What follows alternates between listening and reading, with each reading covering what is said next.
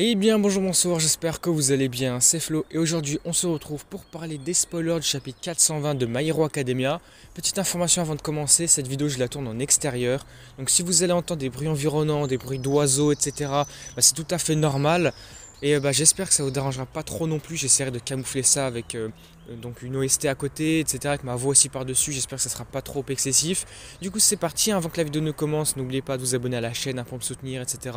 Comme d'habitude, et puis c'est parti pour ce chapitre 420 qui ne va pas être dans la continuité tout de suite du chapitre précédent, puisqu'on va avoir un petit flashback comme on l'avait tous pressenti de Aizawa, de Present Mic et de Kurogiri. Donc le chapitre va commencer là-dessus directement. Ce chapitre s'intitule de la part d'Aizawa. Donc on commence, le chapitre démarre avec Aizawa, Present Mic et Kurogiri sur une petite île, on sait même pas où il se trouve, c'est une île complètement paumée sur la mer et tout, on sait même pas où c'est exactement.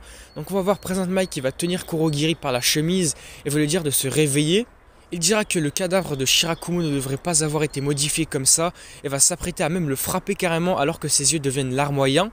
Aizawa va remarquer alors qu'il pleure et Mike va lui dire non, qu'il ne pleure pas car il est un homme. Mais cependant, il n'était pas en train de dire que Present Mike pleure, mais vraiment c'est Kurogiri qui est en train de pleurer, il lâche des larmes. Mais Mike lui va lui dire que en fait c'est complètement impossible car c'est un Nomu, il peut pas pleurer en fait. Il va même dire que ça doit être juste des gouttes de pluie, carrément il y croit pas du tout. Mike va dire à Aizawa de ne pas s'attendre à un autre miracle, comme celui qui s'était produit par exemple à Tartarus, où il s'était un peu réveillé, la conscience de Shirakumo était revenue un peu, qu'elle avait pris le dessus sur le corps de Kurogiri. Il dira aussi que tous les deux ont 31 ans, plus les élèves de deuxième année à Yue, mais Aizawa va dire que Shirakumo est mort alors qu'il était étudiant, donc ça remonte vraiment à très longtemps. De plus, il doit y avoir une raison pour laquelle il les a sauvés tous les deux de la mort. Peut-être que c'était prémédité, enfin c'était un peu le destin on va dire. Aizawa va ensuite dire à Mike qu'ils ont réussi à générer une étincelle blanche qui s'est mélangée à l'obscurité de Kurogiri pour faire référence notamment à la couleur de ses portails. Ça ne sera plus jamais à 100% blanc, mais ça ne sera pas non plus à 100% noir. Du coup, on apprend qu'ils ont un peu réussi à faire réveiller sa conscience, mais pas totalement. On va dire que c'est un peu du 50%, 50%, une moitié. Il y a une part de Kurogiri et l'autre moitié c'est une part de Shirakumo. Et puis maintenant, donc en tant qu'enseignants à Yue, ils doivent guider les élèves, leurs élèves jusqu'à leur diplôme, tant qu'ils se souviennent de leur origine. Et à ce moment-là, nous allons voir la brume, le portail de Kurogiri, de Shirakumo même on peut dire maintenant, qui va augmenter de taille, ce qui veut ici dire qu'il utilise son portail, il utilise son alter pour les téléporter quelque part. Et puis à cet instant, en utilisant son pouvoir, Kurogiri va dire Yamada, donc c'est le prénom de Present Mic. On voit que Shirakumo a repris un peu conscience, un petit peu, il est là. En entendant son prénom, Mike va commencer à pleurer encore plus et va dire que les souvenirs ne meurent jamais. Du coup, là, il est vraiment super content en fait. Le chapitre va ensuite passer sur Tsukauchi qui est dans la salle de contrôle.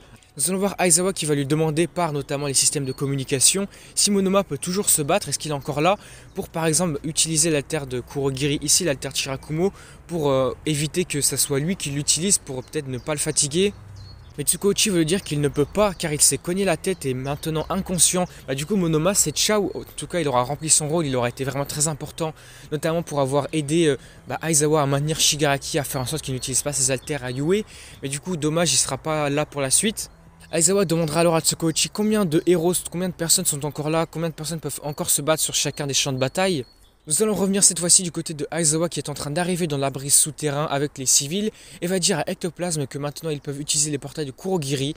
Il va dire qu'il ne sait pas pour combien de temps Kurogiri va fonctionner, il sera utilisable, donc il doit rassembler autant de héros que possible dans le plus court laps de temps possible.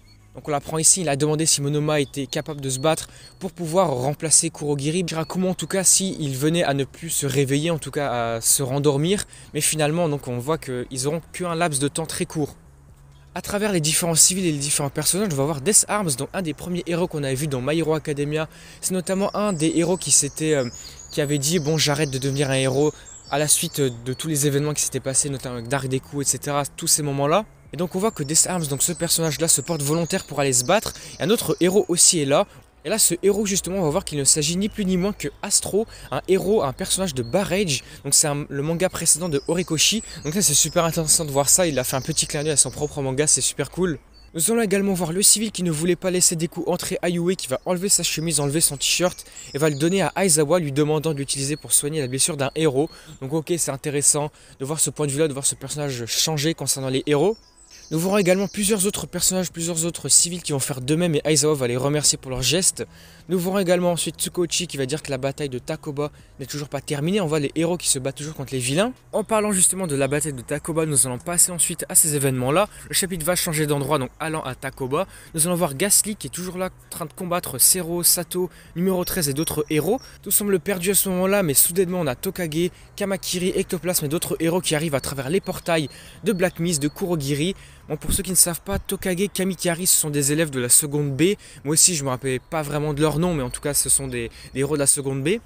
Et à ce moment-là, donc on a Aizawa qui va dire, pendant que les héros passent les portails, il va dire phase 3 de l'opération divisée pour régner commence. Donc là, il répète tout simplement leur plan de base qui avait été établi pour combattre les vilains. Donc c'est divisé pour régner. A la suite de ça, nous allons revenir au présent et Aizawa va demander depuis combien de temps Deku a perdu ses bras. Parce que c'est vrai que là, on ne sait pas exactement combien de temps il s'est passé, combien de temps tous les événements ont duré, puisque Izuku et Shigaraki étaient dans leur conscience, là, le monde des vestiges. Du coup, on ne sait pas si le temps se passe de la même manière que s'il n'était pas dans ce monde-là de vestiges. Donc Deku va répondre à Aizawa en disant qu'il ne sait pas vraiment, combien de temps s'est passé, car tout ça s'est passé dans le monde mental, dans le monde des vestiges. Deku dira ensuite à Aizawa que Ayue, il pouvait sentir Shigaraki qui se rebellait à l'intérieur de All for One, mais là justement il ne le sent plus du tout, il se demande qu'est-ce qui se passe. Donc là, est-ce que ça serait un point de plus qui irait dans le sens que Shigaraki serait mort? Mais c'est vrai que c'est un peu surprenant parce qu'on a toujours eu un écho de peut-être Shigaraki dans le corps d'All for One. Est-ce que c'est Tenko Shimura qui est là? Parce que Shigaraki est peut-être mort, mais est-ce que Tenko Shimura est toujours là? A la suite de ça, nous allons voir un autre flashback qui cette fois-ci sera sur le personnage de Eri qui va donner sa corne à Aizawa. Bon là c'est impressionnant. Est-ce que c'est bien? Est-ce que c'est mal? Mais je pense que c'est plus mieux que mal. Mais ça va être impressionnant, vous allez le voir. Eri va dire qu'elle sait qu'elle ne peut pas aller sur le champ de bataille, alors elle veut au moins que sa corne y arrive. Il demande alors comment elle a fait ça et Eri va répondre qu'Ectoplasme l'a aidé à la couper. Ectoplasme va alors s'excuser pour cela mais va dire que Eri a appris de Aizawa. Elle est rationnelle comme Aizawa et elle fait aussi des choses folles de temps en temps. Aizawa va dire que cela peut endommager définitivement son alter et Eri va dire qu'elle voulait faire ça pour aider All Might et Kacchan. Donc elle appelle Bakugo Kacchan, c'est super cool, super mignon aussi de sa part. Mais justement elle n'a pas pu aller les aider sur le champ de bataille. Alors maintenant elle veut aider les autres, donc elle veut les aider. Eri va dire que son rêve est de chanter comme Jiro, comme Kyoka. Elle veut aussi que Deku et tous les autres s'amusent une fois la guerre terminée. C'est vraiment cool qu'on sent le personnage, mais du coup, c'est vrai que là, Eri a coupé sa corne et comme Aizawa le dit, ça va définitivement la priver de son alter. Là, son alter, il n'existe plus. Enfin, elle a cassé son alter, quoi. Et donc, pour ceux qui se demandaient comment le manga se terminerait concernant le pouvoir de Eri, bah finalement, voilà, la solution est là, en fait. Elle a coupé sa corde et donc elle ne pourra plus utiliser son alter. Puisque c'est vrai que son alter était beaucoup trop cheaté, elle pouvait soigner n'importe qui. Donc, peu importe ce qui se passait dans le manga, peu importe la tournure des événements, elle aurait pu toujours soigner tout le monde et toujours aider tout le monde. Mais là, justement, avec cet acte-là irréversible, elle a coupé sa corne, elle a plus son alter, bah du coup c'est ciao, il n'y a plus de pouvoir d'Eri. Et donc après ce petit flashback, nous revenons au présent du côté de Aizawa et de Deku. Nous allons voir Aizawa qui va toucher Deku avec la corne d'Eri, ce qui va le soigner. Ectoplasme, nous le voyons, il va dire qu'elle n'avait pas beaucoup d'énergie, donc il devrait falloir à peu près 2 à 3 minutes pour soigner Deku. Aizawa va dire que Deku ne peut pas mourir avant d'avoir entendu Eri chanter. Ça c'est vraiment super stylé de sa phrase. Et donc pendant que Aizawa va toucher Deku avec la corne de Eri, nous allons voir ses bras réapparaître petit à petit. Donc voilà, Deku ne va pas finir sans bras. Bon, par contre ici c'est vraiment dommage pour le coup, pour ceux qui pensaient que ça allait être Overall qui allait soigner Deku, bah finalement Horikoshi vous a mis un gros stop, pas du tout, on sait pas du tout où est Overall. Est-ce que finalement il aura un rôle à jouer pour cette bataille finale? Est-ce qu'on va le revoir à la fin du manga peut-être? Parce que là du coup ça aurait pu être un moment important pour Overall, mais non, pas du tout. On continue les spoilers, le chapitre va alors se terminer avec d'autres portails qui vont apparaître et qui on va voir Mineta, Kaminari, Shoji, Momo et même Koda et même plein d'autres héros qui vont sortir des portails. Par contre c'est vraiment incroyable, même c'est fou on va dire de voir Mineta, c'est n'importe quoi. Nous allons voir que tous ces personnages, ils vont dire ils sont épuisés, mais le fait que Midoriya fasse de son mieux pour se battre tout simplement contre All for One et Shigaraki les fait bouger automatiquement. Et le chapitre se termine là-dessus, nous apprenons qu'il y a une pause la semaine prochaine, c'est vraiment dommage.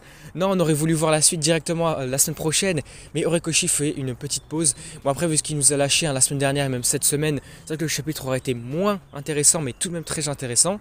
Du coup, je pense que c'est un peu justifié quand même, il peut se reposer. J'espère que la semaine prochaine, nous allons revoir un fight vraiment très intéressant, très cool, très hypant. Du coup, voilà, les spoilers s'arrêtent là pour ce chapitre, il aura été très intéressant. On aura vu d'une part le flashback de Aizawa, de Present Mike et de Shirakumo Black Mist qui est de retour. Et puis surtout, on aura vu le flashback de Eri qui aura, grâce à elle, sauvé Deku. C'est vrai que beaucoup pensaient que ça allait être Overhaul, mais finalement non, hein, c'est bel et bien Eri qui l'aura sauvé, mais au prix de son alter, puisque par la suite des événements, par la suite du chapitre, etc., dans la suite du manga, elle n'aura plus son alter. Du coup voilà, n'hésitez pas à me faire part de tous vos avis, de vos théories, ce que vous pensez, qu'est-ce que vous aimeriez voir pour la suite concernant Eri et même Overhaul, quelles sont vos théories. Mais du coup nous on s'arrête là, si la vidéo vous a plu, n'hésitez pas à liker, à commenter, à partager comme d'habitude. Et puis surtout n'oubliez pas de vous abonner à la chaîne pour me soutenir sur les prochaines vidéos. Et du coup moi je vous dis à la prochaine.